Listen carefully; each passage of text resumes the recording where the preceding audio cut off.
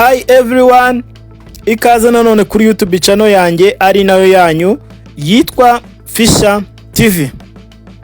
Hanyuma rero ndagushimira wowe wakanze kuri subscribe, wowe udahwema gukurikira ibiganiro ducishaho hano kuri YouTube channel yitwa Fisher TV.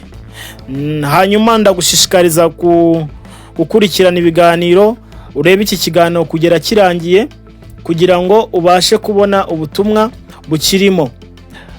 Wowe utarakanda kuri subscribe, ndagusaba gukanda kuri subscribe kugira ngo ibi biganiro tunyuzaho hano kuri uno muyoboro ujye ubibona umunsi ku munsi kandi wibonere ku gihe.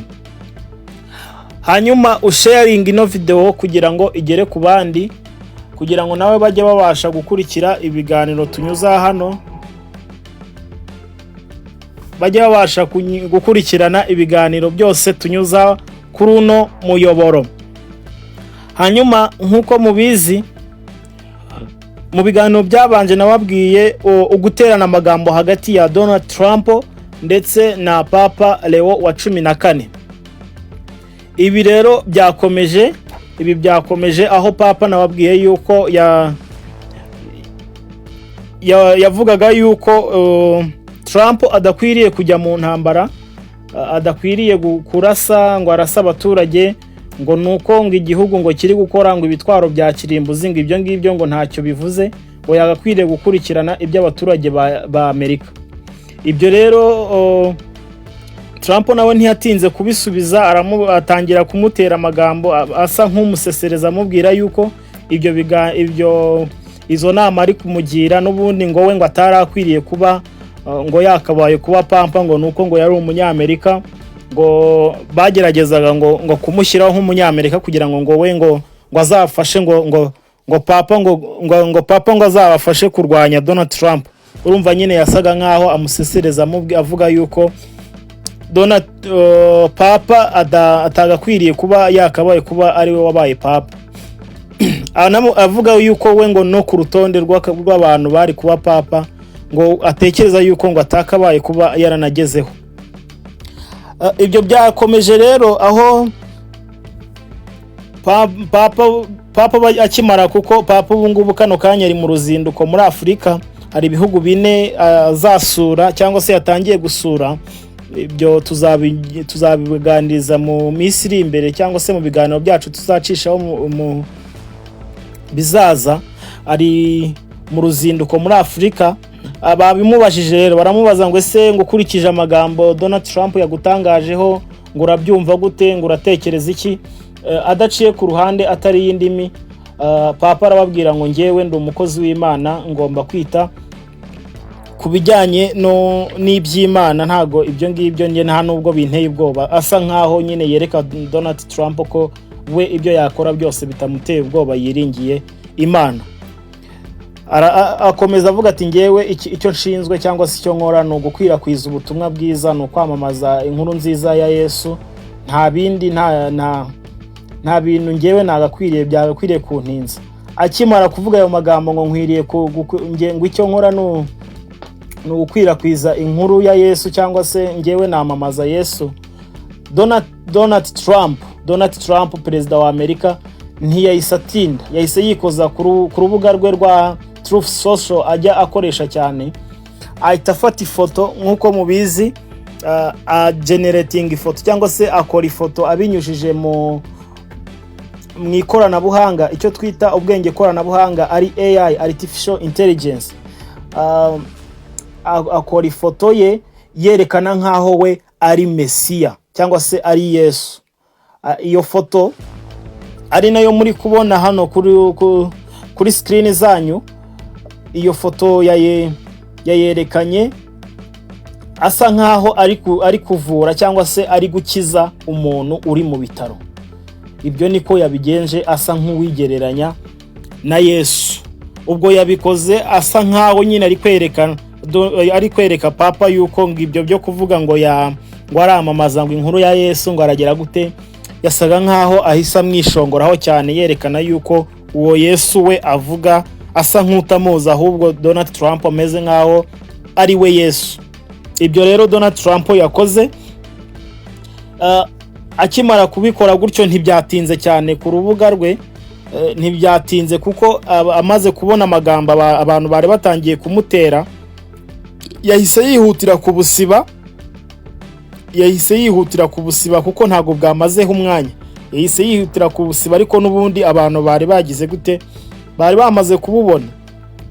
Hari bamwe mu bantu bagize batangiye kubivugaho, batangira kugira kumuvugaho nyine mbere yuko abusiba, batangira kuvuga ngo ubundi mu by'ukuri ni yihe mpamvu ibi bintu yagakwiye kubikora, ubundi mu by'ukuri ashaka kwerekana iki, ese iki nicyo gisubizo cy'intambara ihanganishije Israel ndetse na Iran bikaba bifitemo uruhare na Amerika, nicyo gisubizo arimo aratanga.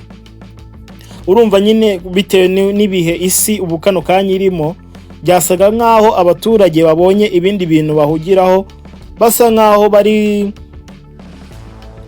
kunenga cyane Donald Trump ko atagakwiriye kwigereranya n'Imana cyangwa se atagakwiriye kwigereranya na Yesu. Hari abatangiye kuvuga ati ubundi mbere na mbere ubundi kwicisha bugufi nibyo bundi byagakwiriye kuzana amahoro mu isi. Niko abantu batangiye kubivugaho, bavuga ati ubundi mbere na mbere kwicisha bugufi nicyo kintu ubundi kizana amahoro ku isi. Arangije aravuga ngo abantu bakoze babivuzeho bavuga ati ubundi Imana niyo yonyine ikwiriye kubahwa, ntago uri umuntu wagakwiriye kugiye kwigereranya n'Imana cyangwa se wagakwiriye kwigereranya na Yesu ngo werekane yuko ibyo Imana ikora nta hantu nawe. Ubwo yasaga nkaho n'ubundi yerekana yuko ibyo Yesu akora cyangwa se Imana ikora nawe ubwe yabyikorera, kandi Imana murabizi yuko yanga agasuzuguro. Bidatinze rero yahise akuraho ubwo butumwa, arabusiba. Ariko kuko bwari bwabonywe, abanyamakuru nabo ntago batinze kumubaza, bamubashije ati se iyi foto wigereranyije na Yesu ivuze iki? Mbere yuko dukomeza rero, wowe utarakanda kuri subscribe, ndagusaba gukanda kuri subscribe kugira ngo ibindi biganiro ujye ubasha kubibona umunsi ku munsi, cyangwa se ubibonere ku gihe. Donald Trump yabasubije agira ati, njyewe ibi nabikoze kugira ngo nerekane yuko, murabona yuko njyewe ari nkaho ndi kuvura umuntu, nagira ngo nerekane yuko njyewe ndi umuntu wagakwiriye gukora ibintu bikiza abantu. Urumva n'ubundi nubwo yasobanura ko yari ari kuvura, iyo foto ari nko kuvura, ngo yerekana ko ari muganga, ngo asana imitima, ngo akiza ngo ibibazo. N'ubundi urumva yuko nyine harimo ubwishongozi bwinshi ugereranyije nuko iyo foto yari imeze. Hanyuma nk'ibisanzwe murabizi yuko ubundi mbere na mbere Imana y'ubwayo n'ubundi yanga agasuzuguro. Murabizi muri Bibiliya byagiye bibaho aho Nebukadinezari yakoze igishushanyo asaba yuko abantu bazajya bacyubararira. Murabizi byamubayeho, ashatse kwigereranya n'Imana, gusa nyuma yaje kwicisha bugufi, Imana imugirira ibambe, imugirira impuhwe. Hari n'undi umwami muzi nanone witwa Herode. Uyu Herode kandi nawe yayoboye mu gihe cya Yesu. Uyu Herode yashatse nawe kwishyira hejuru, kwigereranya n'Imana, ari byo biri mu byakozwe n'intumwa igice cya 12 umurongo wa 21 kugera ku wa 23, aho yari yicaye ku ntebe, abantu bakavuga ati ari kuvuga ijwi rimeze nk'iry'Imana. Icyo gihe Imana iramukumbagaza cyangwa se agwa hasi, bituma muri Bibiliya bavuga yuko, mu Bibiliya y'ikinyarwanda bavuga yuko yaguye inyo. Kugwa inyo mu kinyarwanda ni nko gupfa, hanyuma inyo zikakugira zikakurya cyangwa se ukaribwa n'inyo, nicyo bita kugwa inyo. Bibiliya rero isobanura ko yaguye inyo mu kinyarwanda. Hanyuma urumva yuko kwishyira hejuru ntago ari ikintu cyagakwiriye kuranga abatuye isi. Agakwiriye kurangwa no kwicisha bugufi ndetse no kubana n'abandi amahoro. Uyu Donald Trump rero ibyo yakoze, urumva yuko bisa nkaho byashegeshe abantu imitima, ugereranyije nuko umuntu yagakwiriye kwigereranya n'iki kwigereranya n'Imana. Hanyuma rero tudatinze, ukomeze gukurikira no YouTube channel ariyo yanyu yitwa Fisher TV kugira ngo ibindi biganiro biza gucaho hano uze kubibona. Ndakomeza kubaha update uko ibintu bimeze. Ciao.